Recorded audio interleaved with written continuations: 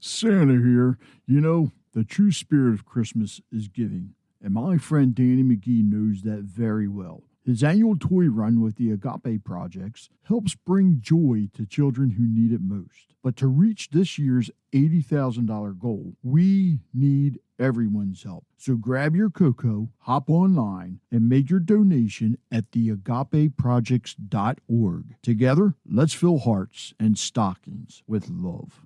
Hey everyone, it's Rich Bennett. Can you believe it? The show is turning 10 this year. I am so grateful for each and every one of you who've tuned in, shared an episode, or even joined the conversation over the years. You're the reason that this podcast has grown into what it is today.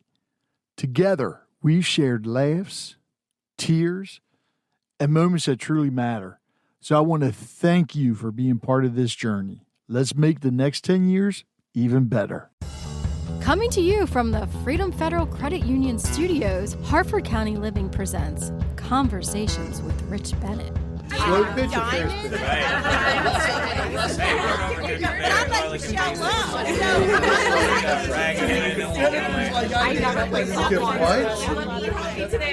It's probably the least sexy part of the work, and I don't have this answer. That's okay.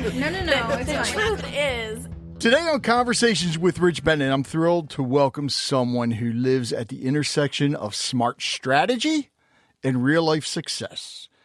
Dr. Christiane Schroeter, a TEDx speaker, full-time university professor teaching innovation and entrepreneurship, business and wellness coach, best-selling author, and host of the globally top 1% podcast, Happy, Healthy, Hustle.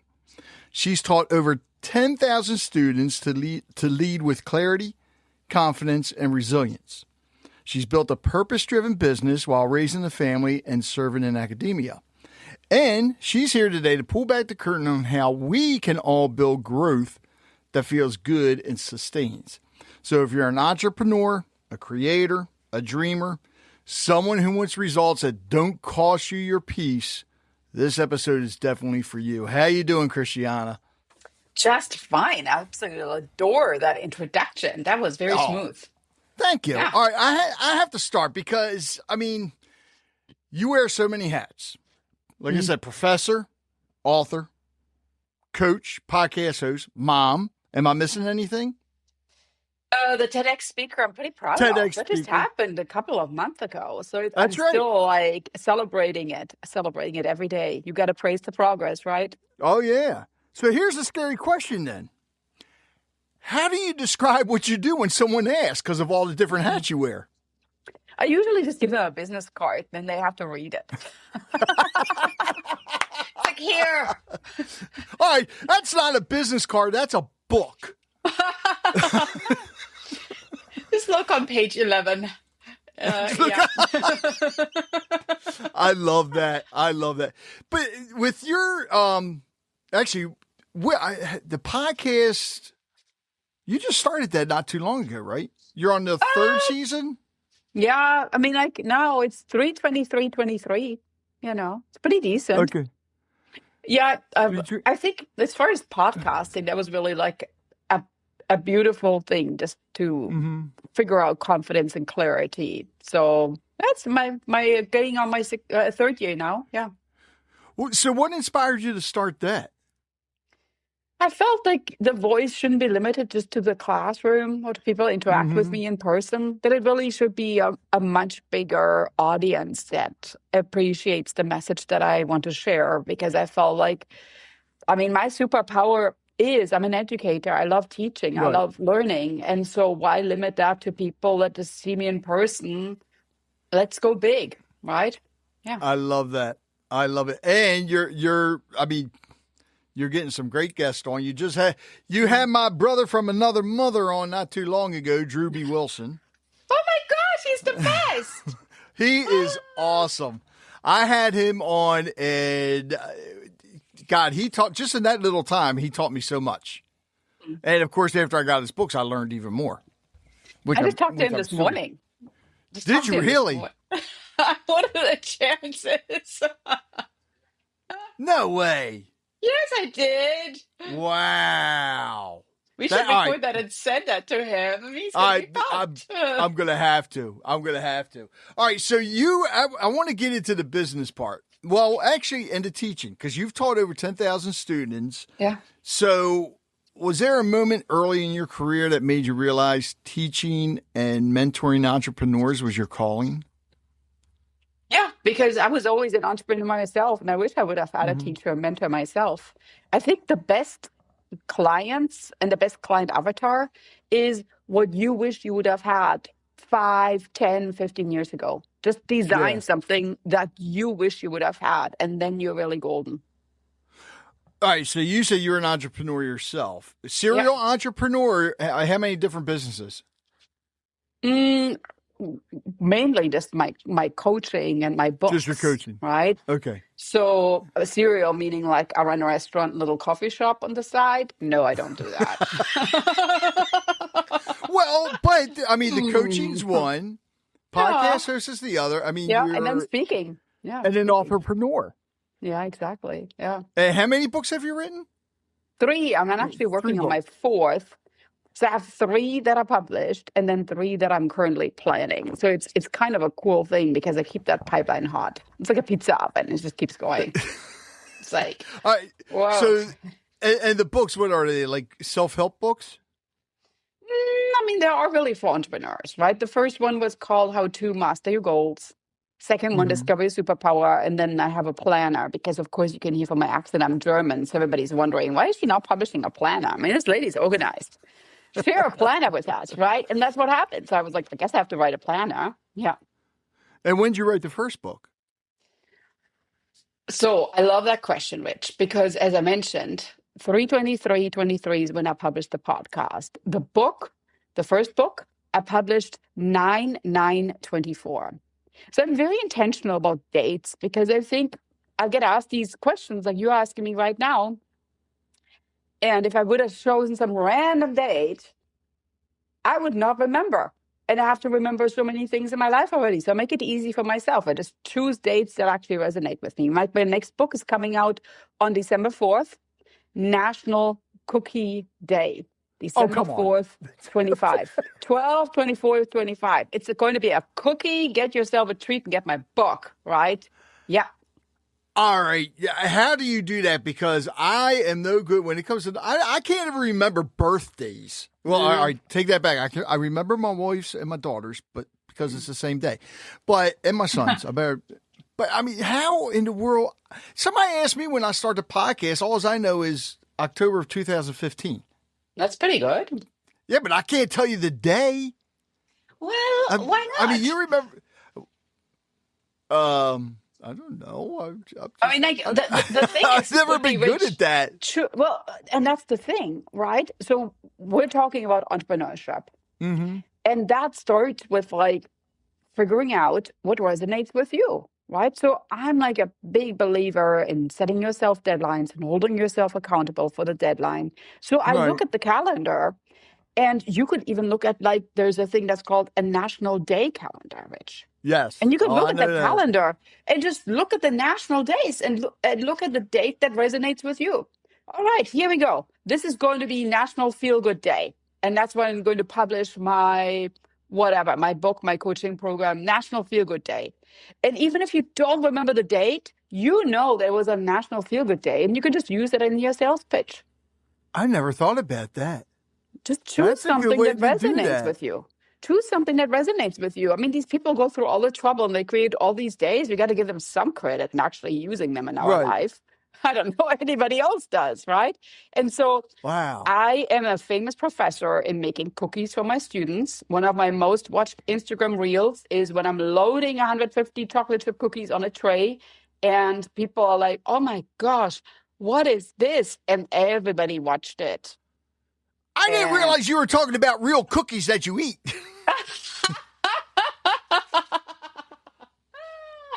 Rich, what are you thinking?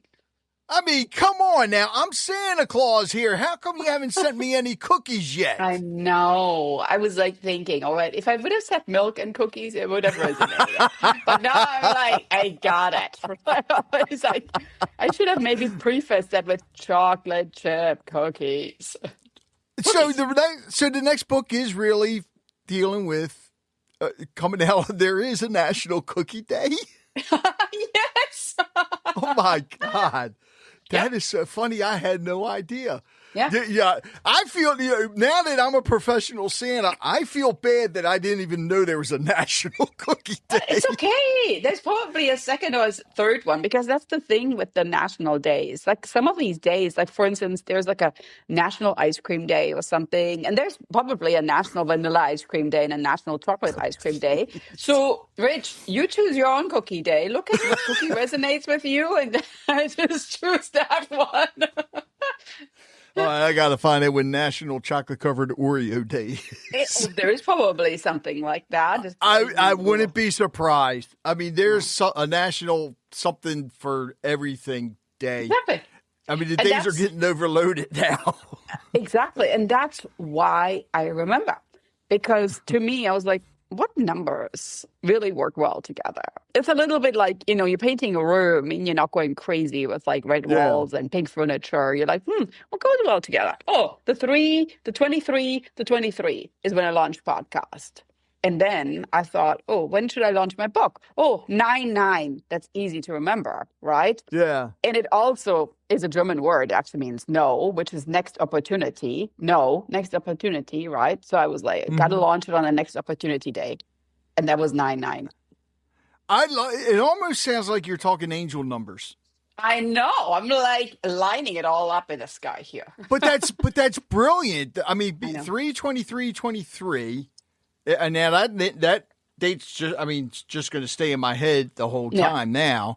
Thank you. But also March, probably one of the best months of the year because St. Patrick's Day.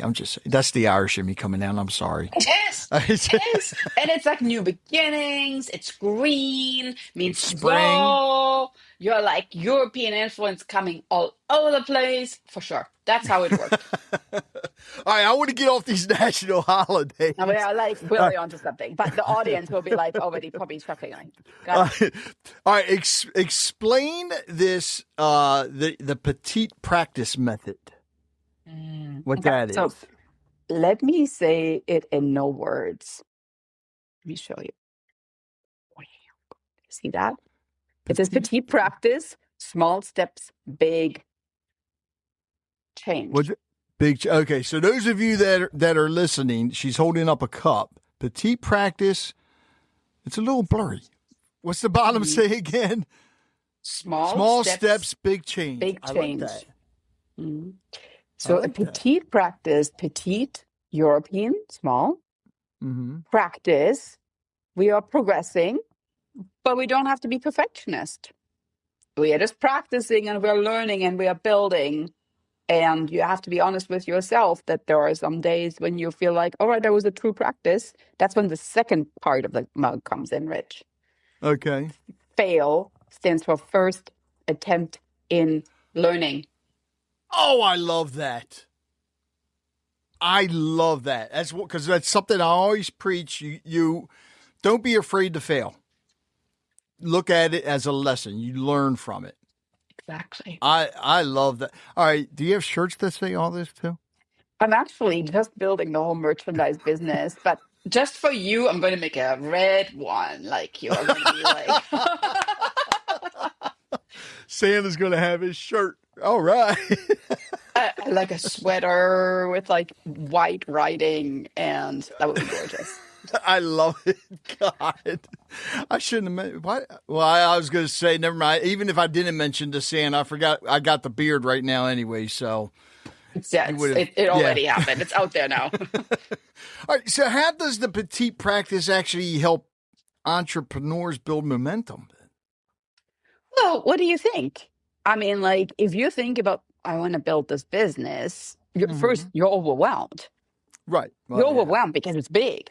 You want to build something and you look at the, you look at the big idea and you're like, well, how do I actually get started with this? And there is this famous saying, right? How do we eat an elephant? One bite at a time. So you're building your business. No, it's like, why are we eating elephants? I know, Rich. I never heard that. Oh no! What did I do now? Oh God. Yeah, yeah. So that I didn't even come up with that. So Oh, now think about big idea, and you're basically taking it and you're just breaking it down into small steps.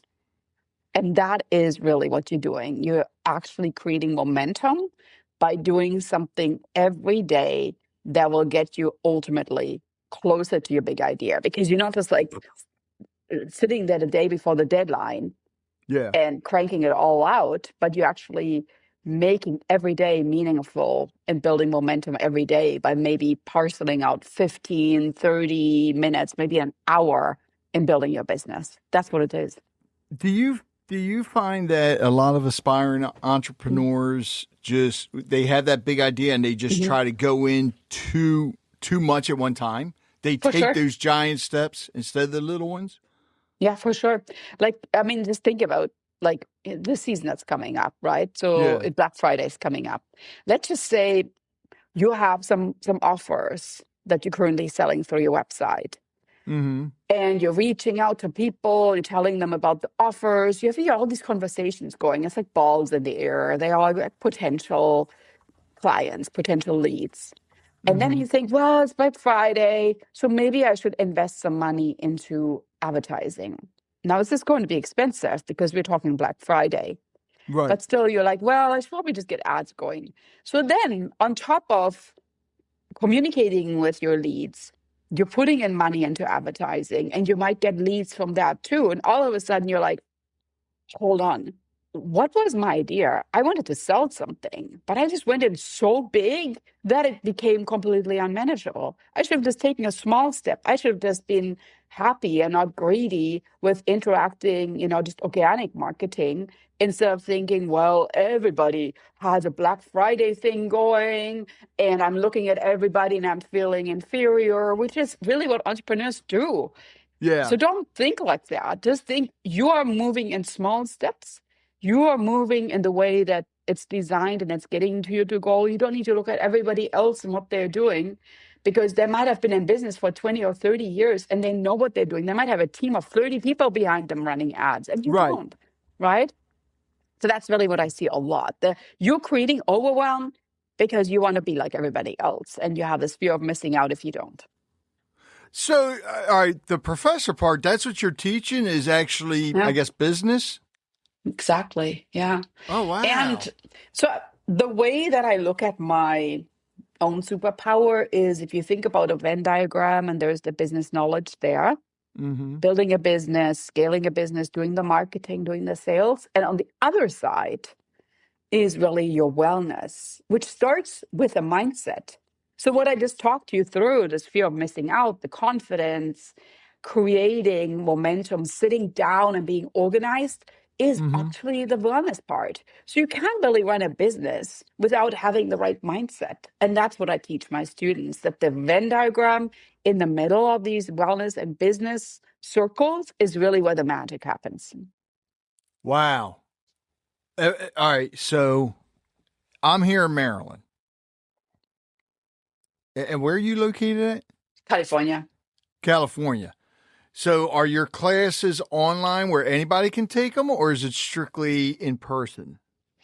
The classes at the university are in person, but I have coaching programs that are online. And of course, one-on-one coaching all in Zoom. I'm a Zoomie. Oh, you're, I'm getting a lot of different puns from you today. I mean, eating elephants, and the Zoomy thing. Every time somebody says Zoomy, I think of like my neighbor's dog. He always says she's got the Zoomies because she just takes Let's not off do running that. everywhere. Huh? It doesn't. Wrong word. So maybe I am accessible via Zoom. Through Zoom. No, Yeah. you're not the only one that has said that. I've heard other Well, people and I say that. appreciate that because I think that, especially if you have a coach, Yeah. don't just buy like an online program and go through like trainings and videos because the No. weekly accountability calls, that is really what you need. At the end of the day, if you buy a program, there's always another fire you need to put out, and you just don't sit down and do that. But really meeting with a coach, and if it's via Zoom, even more amazing because you can record it. That's what you need to really build momentum. Well, and not only that, you think about it, how many people have bought online courses and they don't have that Zoom call and they never finish the course? For sure. I have a whole graveyard in the back, like the graveyard. Me as well. The graveyard. And then sometimes I remember it. I say, oh, that name sounds familiar. I probably bought a program from them at one point. I never looked at it. I'm so bad. I mean, some of the courses I bought, I can't even take anymore because I'm so old. They were on cassette tape. I mean, love that. I'm serious. I literally still have like courses from Zig Ziglar and all, but they're on cassette tape. That's a good one. He's a good one. Yeah. You can never go wrong with Zig. No. So what actually with the entrepreneurs? What are some of the common mistakes you see new ones make when they're actually trying to scale too fast? Yeah, what I just talked you through with that Black Friday. Yeah. Thinking they should be everywhere and satisfy everyone's wants and needs. Where in reality, the magic happens if you're in the valley. So don't look up at the sides, at the mountains, which are the big competitors. Just pass the valley of clarity. Just get through that valley, which might be like the first 5 years. And just think at the end of the valley is the light. And that's maybe when I can start scaling. But at the beginning, you just have to be super narrow. It's just this path. And you just have to stick to your path. Don't look right. Don't look left. Just keep going. You know, like in Star Wars when they fly through the mountains like really fast. Do you like Star Wars? Oh, yeah. Kind of like that. Or Top Gun. Top Gun. All right, you have to write a book on, and I'm already going to give them a name because all the different things you've been saying, all the different one-liners and everything, you need a book on Christianisms. I know. Actually, one of my students said the same thing. Oh, come on. She said, call it acronyms for every day. Like a little flip calendar. And you flip it or like you read it. And it's like, oh my gosh, that's a good one. Yeah, because quite honestly, Rich, it just happens. People ask me about it and it just comes in my mind. It's like a jukebox. You request a song and I have them coming. I love it. I mean, like, it just, yeah, you're like going on. It's like, give me some more. And I can't get the damn elephant out of my head now because I like to eat food. And, I know. And speaking of food. Because Cookies. on your website, yes, I take it that's you love to bake more pastry than cooking. Yeah, it's actually true. It's just something easy you take along, and you don't need silverware. That is true. So, did you ever think about? Like, all right. First of all, how long have you been baking? I don't know. My kids are mostly doing the work. I have a cookbook. If you want to see it in a little while, you have a cookbook too. Okay. Of course, I published a cookbook. Mm-hmm. Have you ever thought about becoming a chef, a pastry chef, or anything? No. You don't want the headaches of that, right? No. All right. So now I'm going to put you on the spot.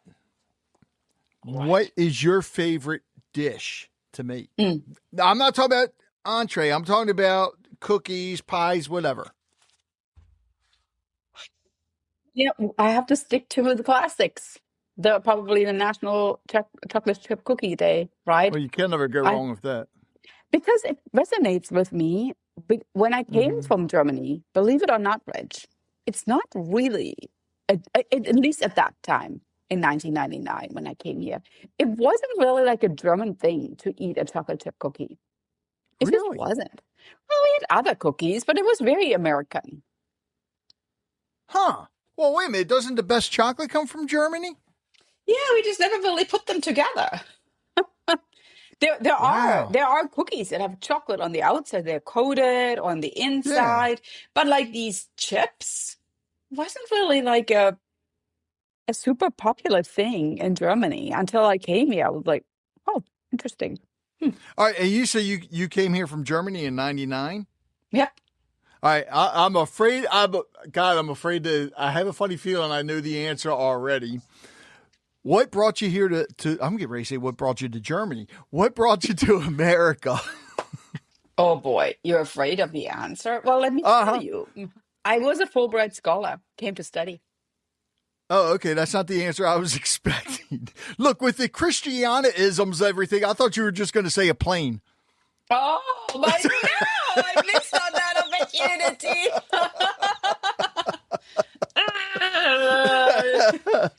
True. Oh, God. You missed it. I know, but I will save it. I will save a few more of those for a little while. But that was a good one. Very, very smooth. Nice one.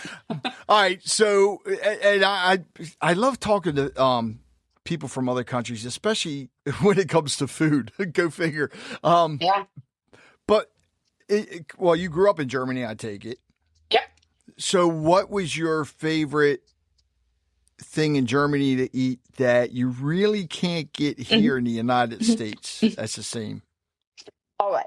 So, little lesson about the German language. We have like additional letters in German that combine like two vowels, right? So the O and the E, we actually have a letter that's, for instance, an O and it has two dots on the top. We call it an umlaut, right?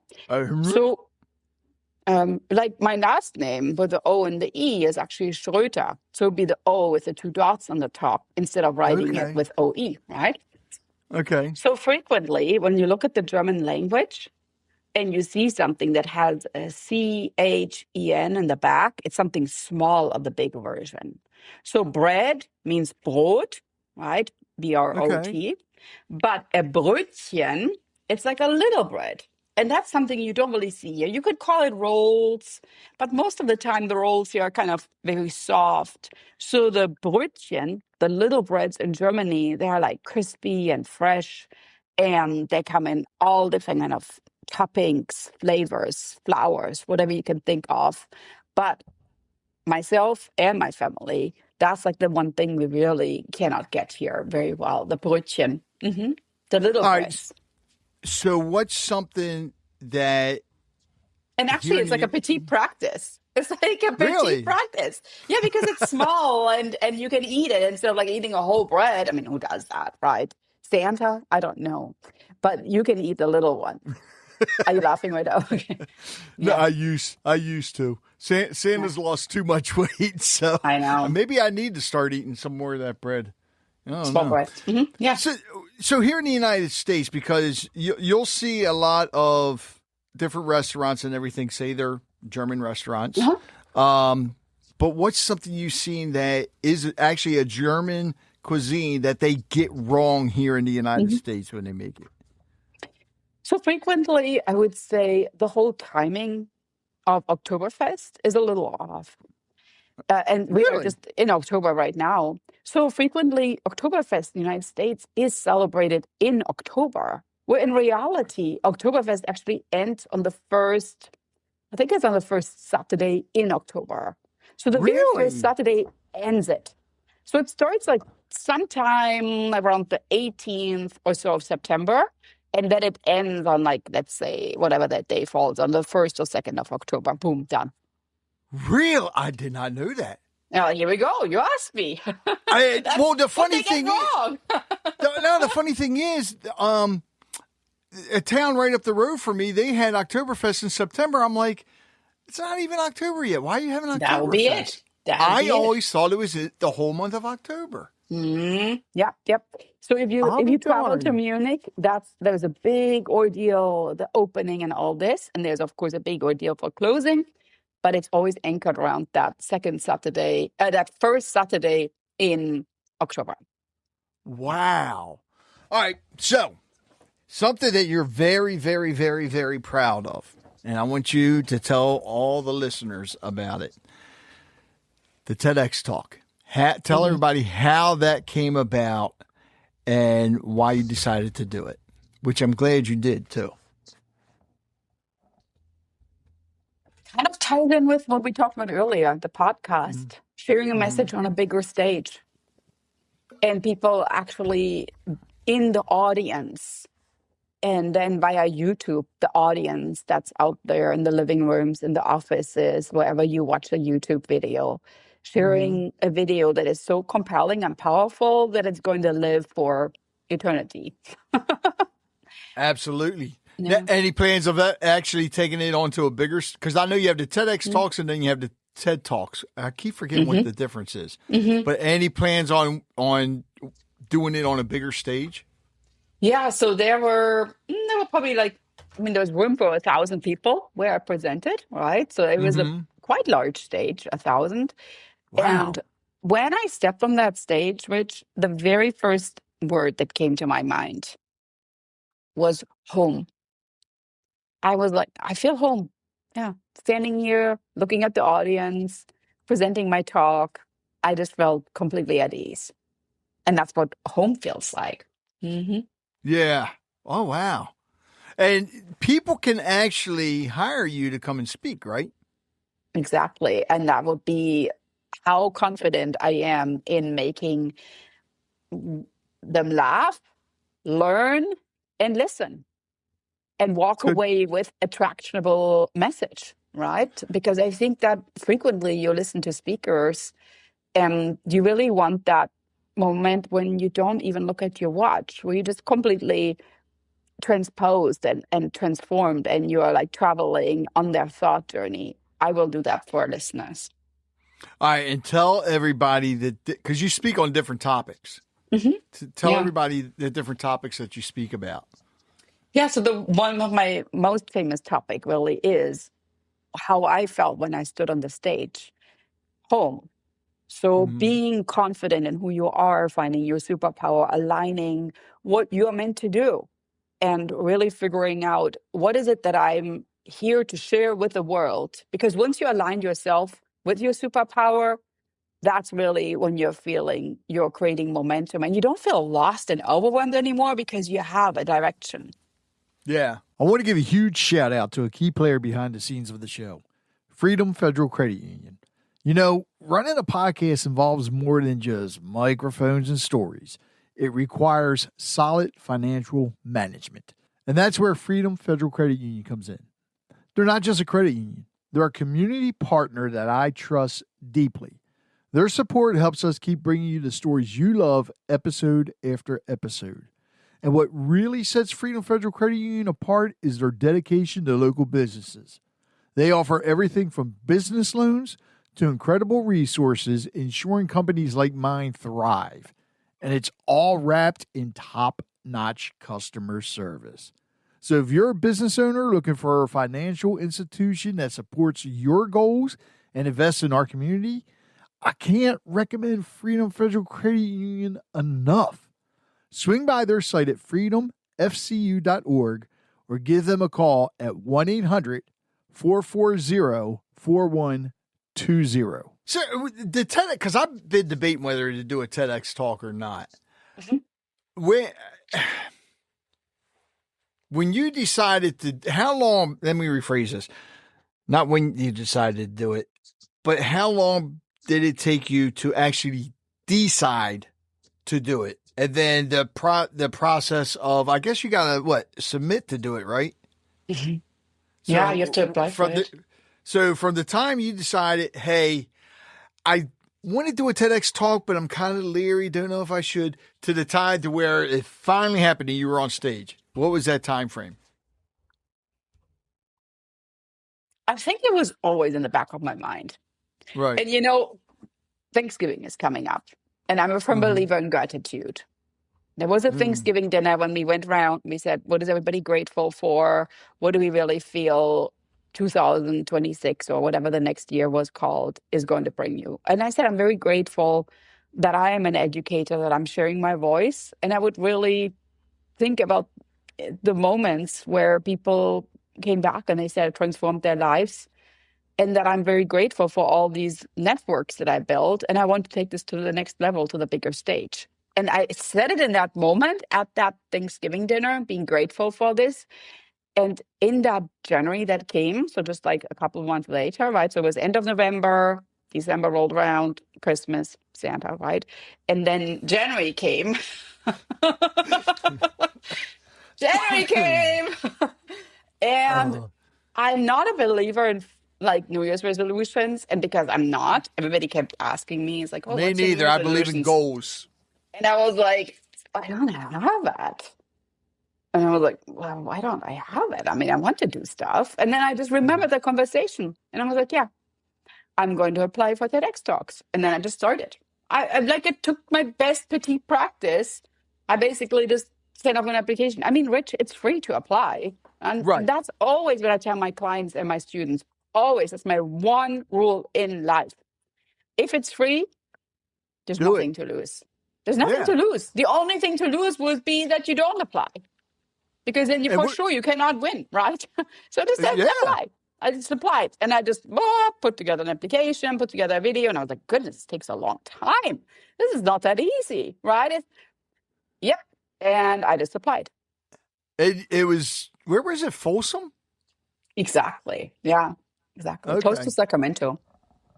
And it Oh, was wow. meaningful because Sacramento is the capital of California. And that's where some of my students work that took my class years ago. So that actually came to the talk. All right. So, besides the TEDx talk, I want to talk about students and people you've coached, because I always love to hear the feel-good stories.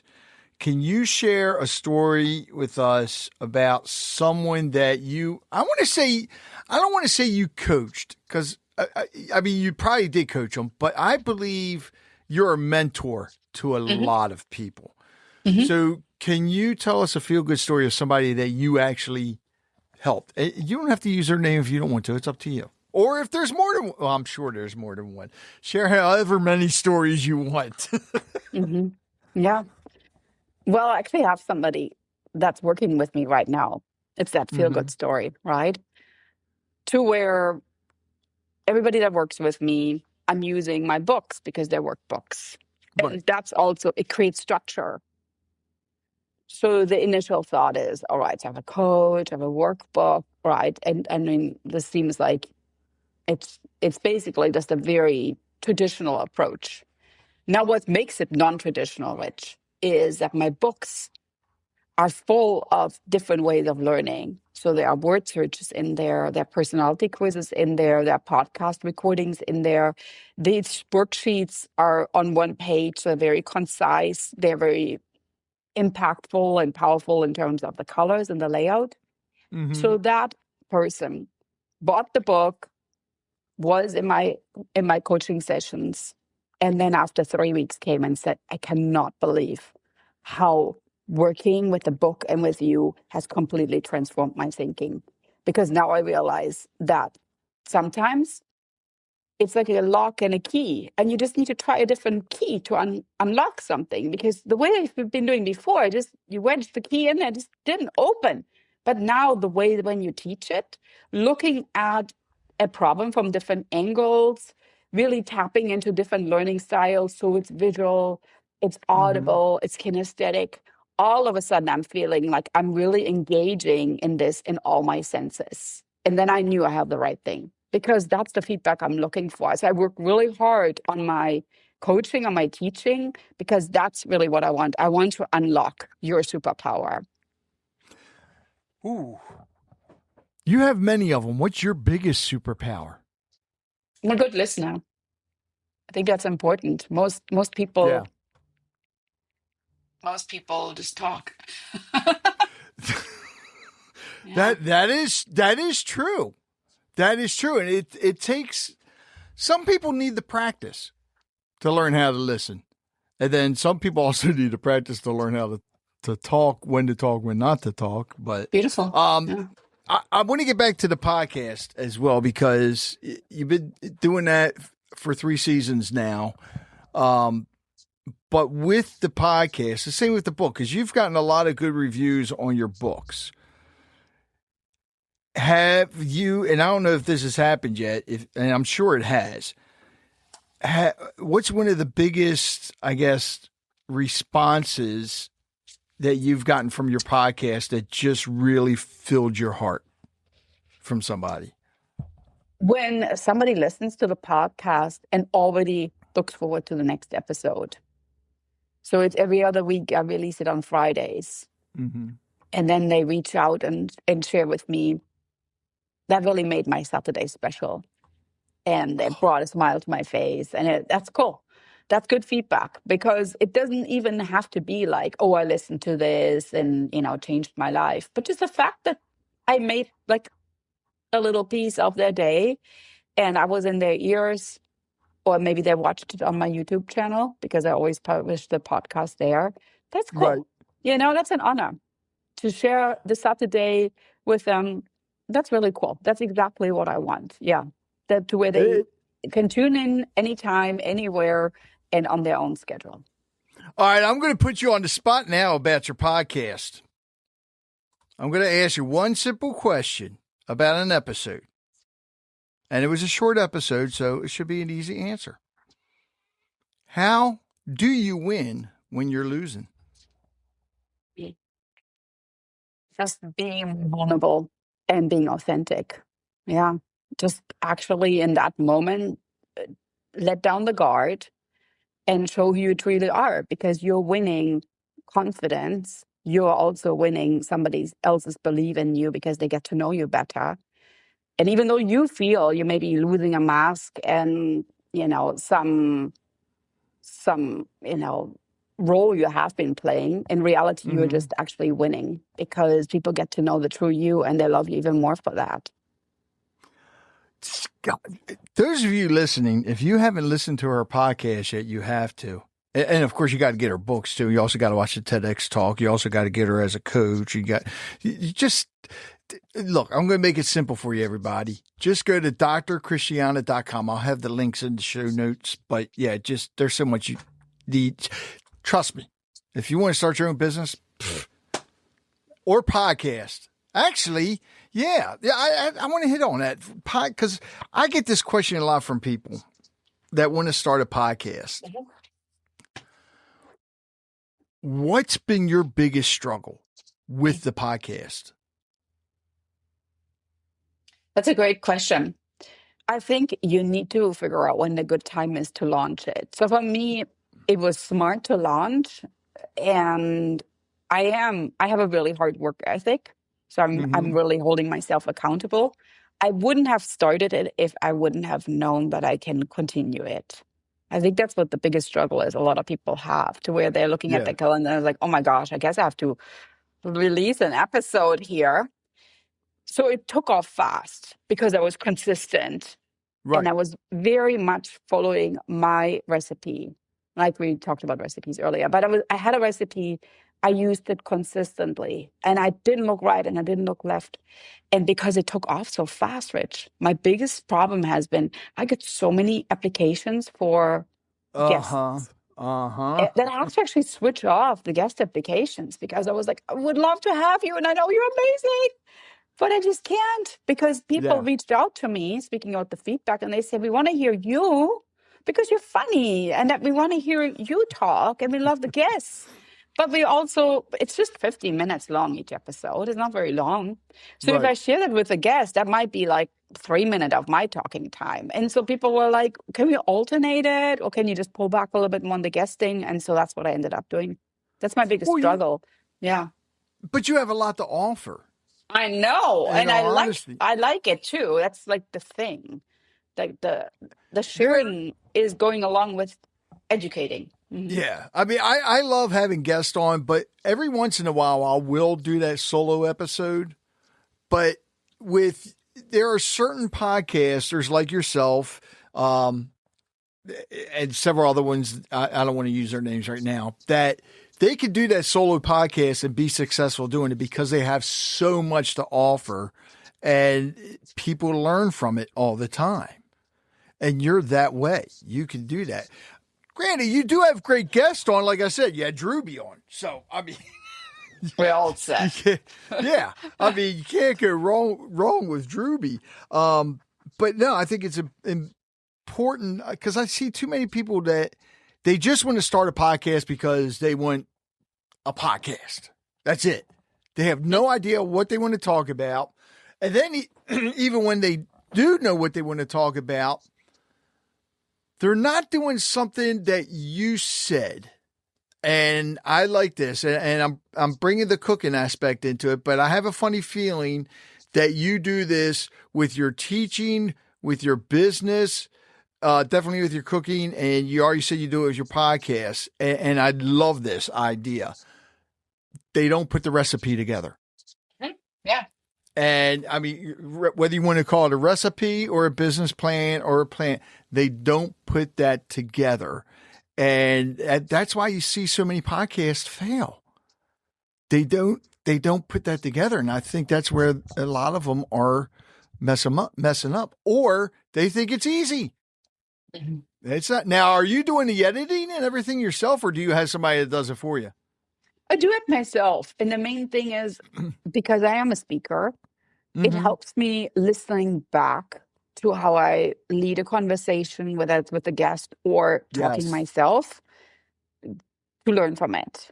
And I think that is important because we need to kind of realize, all right, so this is maybe how I structure this in the future.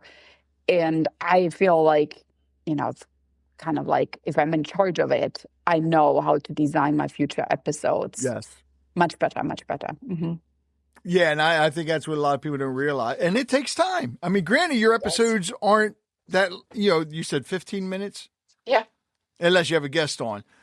Mm-hmm. But you're right. I mean, one of the things that I know is going to happen when I do this, well, first of all, I'm probably going to be laughing my ass off with the elephant reference still. But when I go back to listen to it and edit it, I'm just going to learn all over again. It goes back to, like, a lot of times you have to read, when you're reading a book to learn something, sometimes you'll go back to it or you'll start a chapter over again because you just want it to sink in. And I think that, well, I ain't thinking, I know that's something that I do when I edit it. I just learn even more because granted that's that listening aspect, you're hearing different things as we're talking, but as you're editing, it's like something you may have heard now strikes a different chord, if that makes sense. And it's also because I edit and I watch the videos, I can see the person's reaction. Right. And I'm a little bit more tuned in with the emotion that they show. And some people cry. Some of my guests cry on the podcast just because I ask them about certain experiences and it's very vulnerable. And I love that. Earlier we asked me, what do you gain? I mean, how do you win when you're losing? That's really winning. Yeah, they're sharing their message, which is a very important message on a podcast, is tremendous. Like, maybe they have been an alcoholic and they're talking about that. And it's exceptionally, brave to share this in my podcast, how they overcame that struggle. But now think about my podcast being the vehicle to maybe changing somebody else's life that has the same struggle. And that's really how I look at that. So I still want to make sure that I honor the guest's vulnerable story, but also present it in a way that they know that was not easy for that guest to share this, right? Oh, I can't tell you how many times I've had a guest on and I literally have just started crying. Yeah. For myself, hearing their stories, because especially when we're talking to people that are in addiction recovery. Exactly. It's just, wow. All right. So, excuse me, God, before I get to my last question, and I have no idea what it's going to be, is there anything you would like to add? Like a recipe? No, I'm joking. But is there anything you would like to add? Of course, if you want to share a recipe for them chocolate chip cookies, I mean, that's fine. I will.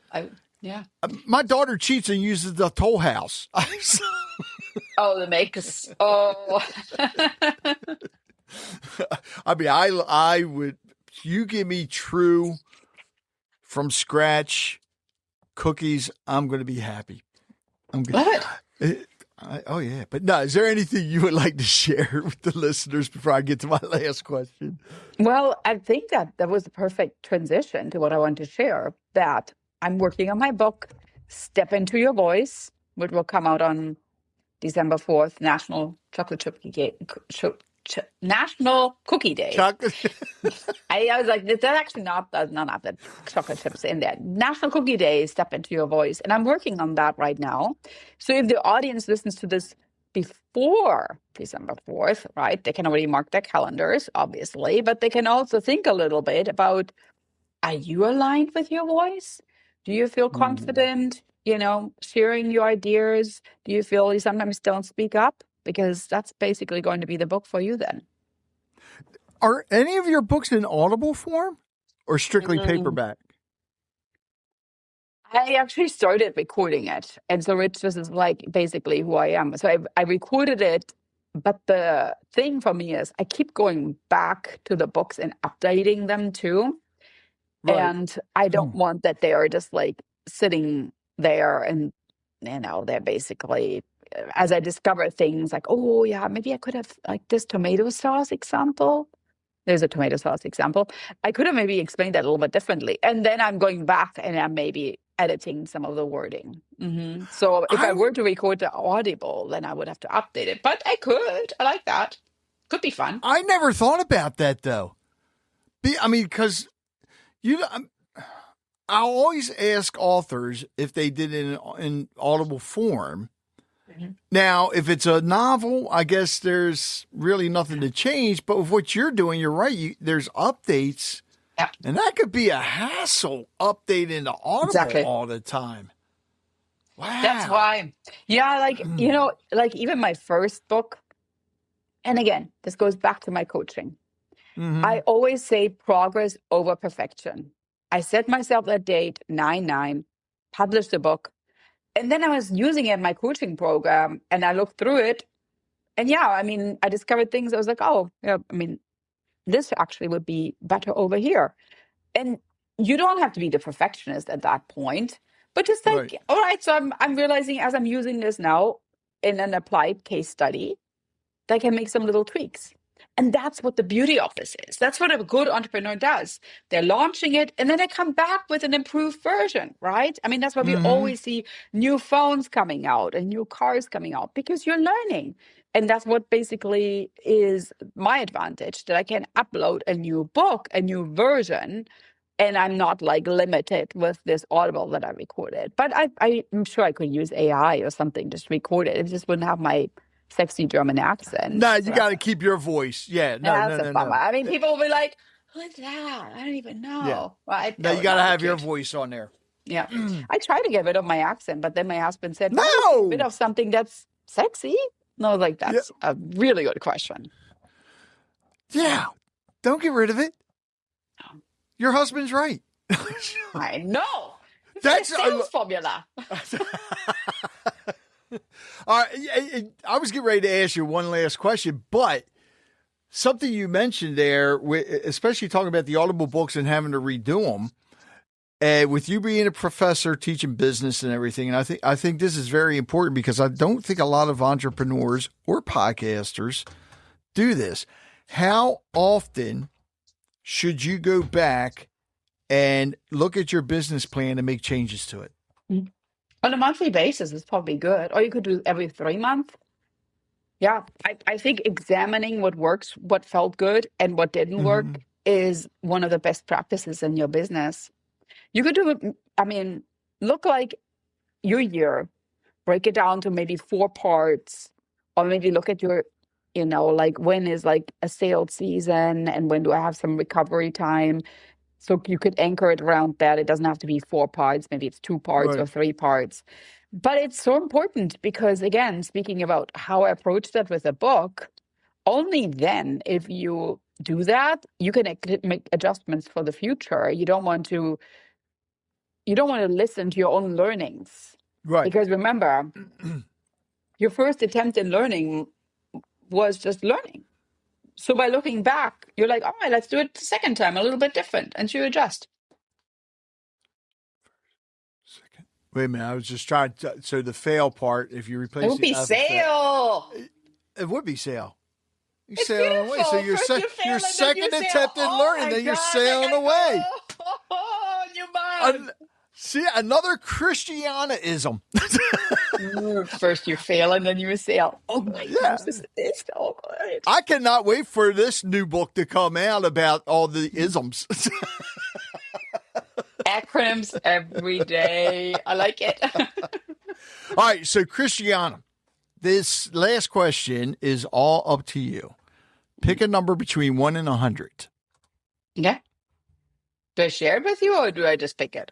Well, no, tell me the number because I don't have cards in my hand. That's going to determine what question I ask you. Oh, I wasn't sure. I was like, to actually ever share that with you, or is it just something how we end this show? It's like, all right, I picked it. I'll see you later. Okay.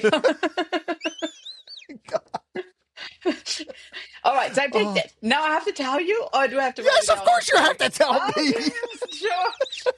Like I wrote it on the bottom of my mug. Okay. I'm not a magician. Oh, I wasn't sure. Okay, so I'll tell you right now. Okay, it's 11. Why 11? It's actually a good number. 2 ones. I mean, nothing wrong with Oh, it. yeah. It is structure. Because what's better than being number one? Being number one twice. I know. So I 11. was like, it looks kind of nifty. That's another one for you. Another Christiana-ism. It's the fail and the sale. Oh my gosh. Yes. We got it. Oh, this is a good question. And in a way, this can really go with what we've been talking about. What is something you're still unlearning from your past? Probably, I would say not to wear high heels because they're just uncomfortable.